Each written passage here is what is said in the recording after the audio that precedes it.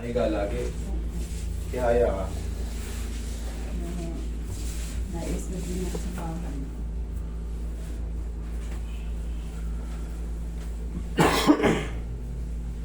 Kailangan matuto tayong mag-move. Sige, straight. Roy, ikaw nung straight na katawan niya. Yan. Taas mo yung balakang. Okay, huwag mo lalabanan. Hayaan mo lang masaktan ka ng konti. Naramdaman mo na to dati, ganun lang din yan. Tignan mo, bumuti ka ng ano. Pero nung 2 araw, parang may stress na siya ulit sa... Kasi kailangan talaga nito, pipilitin niya. Gagalaw-galawin niya kasi pag hindi niyo ginalaw to, yung mga facet joint dyan, Titigas. pag oo, magre-ribaba yun. Pero sa gabi, nilagyan ko siya ng foul. Okay yun. Sa gabi. Okay. Relax lang, lakas mo inhale. Isa pa, inhale. Baliktad eh. Inhale. Exhale. Yeah, thank you. Diyan ka po.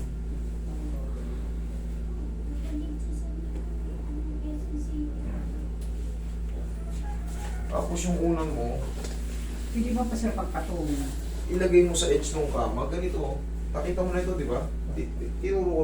Di ba yan, edge ng kama? Yan. Magkakaiba kasi tayo ng unang. Basta tansyahin mo lang. Para kang nakaganito.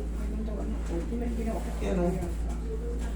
Yan o, yung leg kasi natin, pag nakaganito, nakapahinga. Relax. Kasi sasalawin ng back natin na malakas eh.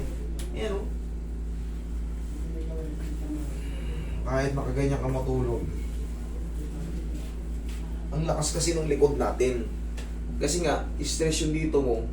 Pag ang unan mo ay nakaganito. Ganyan ako mag-una na. Ayan, ganito.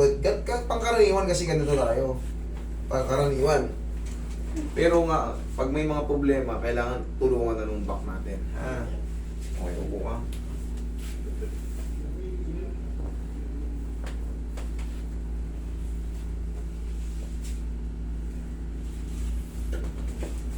Ayan, may pau naman kayo ron, di ba?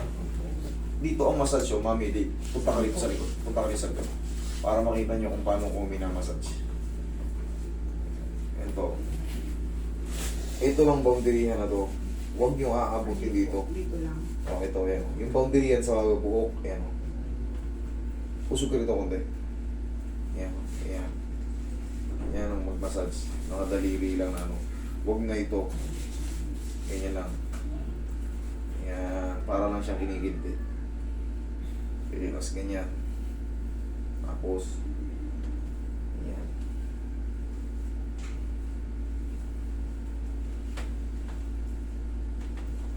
Ito huwag yung gagawin to. Ako lang to. Baka hindi nyo matansya eh.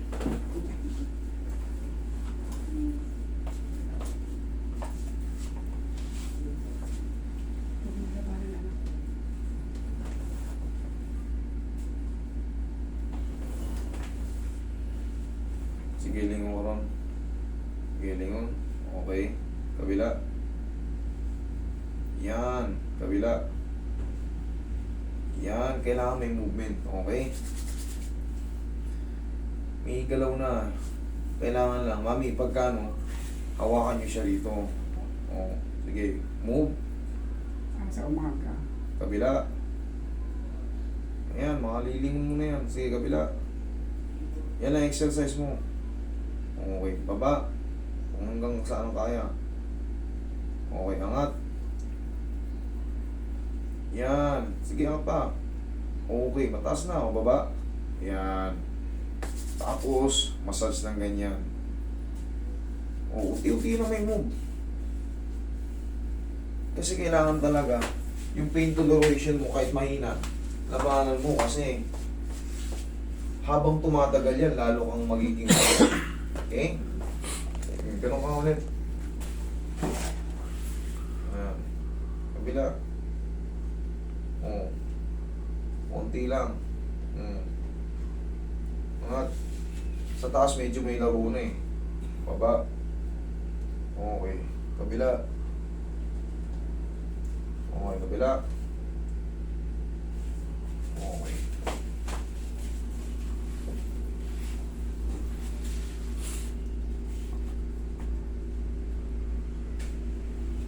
Kaya dito ka nga humiga. Dito ka humiga. Dito ka humiga. Para, yan.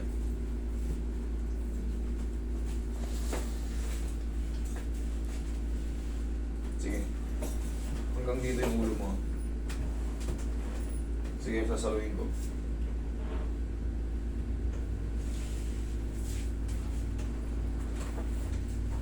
Yan. O, tingnan mo. Di ba? Okay, mas maganda yun, di ba? Mabibinat siya ng konti rito. Pero, presko lang. Tapos, yung bigat ng katawan mo, salo ng back mo. Okay? Mas komportable ka ganyan, no? O, yan ang sabi ko. Na ganyan ba ang higa niya o hindi? Hindi, iba. Yan ang tama. Tansyahin mo lang sa una nyo kasi magkakaiba tayo ng unan eh. Baka yung unan nyo rin medyo malalaki. Hindi, malaki po talaga. Malaki talaga. Malambot at malaki. Binilang ko yan. Okay. Ayan, komportable ka, no? Ano yun pala Ang pagpatuloy. laking bagay yung ganyan kasi madadaya sa higa. Okay? Sige.